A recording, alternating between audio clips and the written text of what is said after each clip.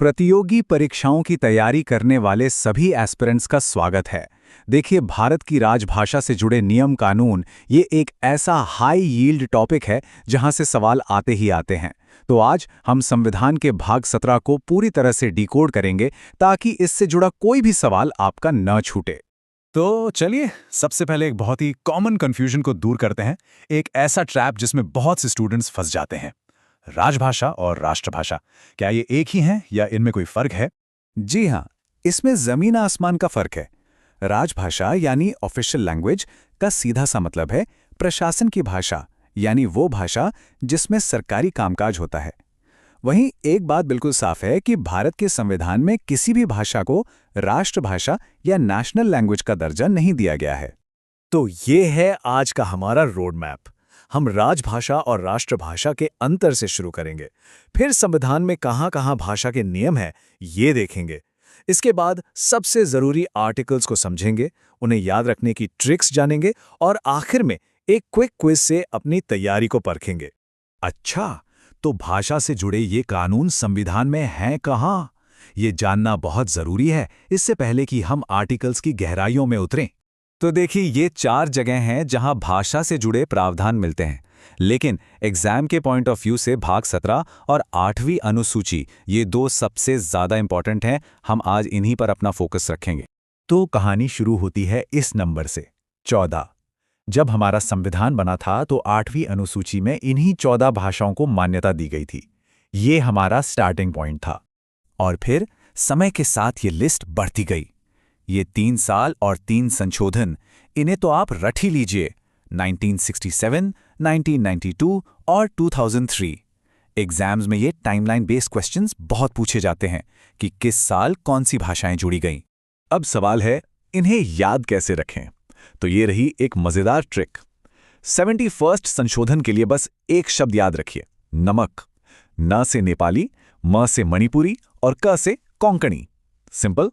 और 92nd संशोधन के लिए याद रखिए BDMS, यानी बोडो, डोंगरी, मैथिली और संथाली।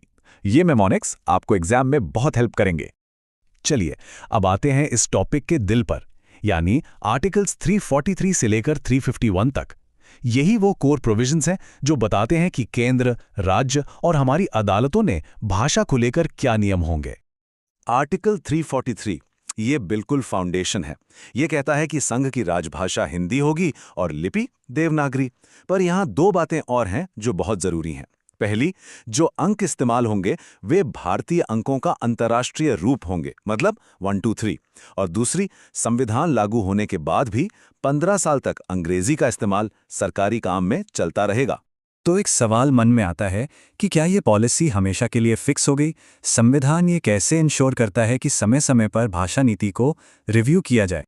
इसका जवाब हमें आर्टिकल 344 में मिलता है, जो एक पूरा प्रोसेस बताता है। देखिए, इसमें 4 स्टेप्स हैं। पहला, राष्ट्रपति एक आयोग बनाएंगे। दूसरा, वो आयोग अपनी सिफारिशें देगा। तीसरा, एक संसदीय समिति उन सिफारिशों को रिव्यू करेगी। और चौथा, फिर राष्ट्रपति उन पर निर्देश जारी करेंगे। जो 1960 का मशहूर राष्ट्रपति आदेश था, वो इसी प्रक्रिया का नतीजा था। और ये रही वो हाई यील्ड इंफॉर्मेशन। ये नाम और ये तारीखें, इन्हें याद रखना बहुत जरूरी है। पहला राजभाषा आयोग बना 1955 में, जिसके अध्यक्ष थे BG खेर। ये सवाल तो एग्जाम्स का क्लासिक क्वेश्चन है, बार बार आता है। अब इन 2 आर्टिकल्स को साथ में समझना बहुत जरूरी है। आर्टिकल 346 कहता है कि राज्य आपस में बात करने के लिए सहमति से हिंदी का इस्तेमाल कर सकते हैं। लेकिन आर्टिकल 348 बिल्कुल साफ कहता है कि सुप्रीम कोर्ट और सभी हाई कोर्ट्स की कार्यवाही सिर्फ और सिर्फ अंग्रेजी में ही होगी। ये अंतर बहुत क्रूशियल है। और अब आते हैं 2 बहुत ही महत्वपूर्ण आर्टिकल्स पर, जो भाषाई अल्पसंख्यकों को संवैधानिक सुरक्षा देते हैं। आर्टिकल 350A कहता है कि हर राज्य को कोशिश करनी चाहिए कि प्राइमरी लेवल पे बच्चों को उनकी मातृभाषा में ही शिक्षा मिले। और 350B भाषाई अल्पसंख्यकों के लिए एक स्पेशल ऑफिसर की नियुक्ति का प्रावधान करता है।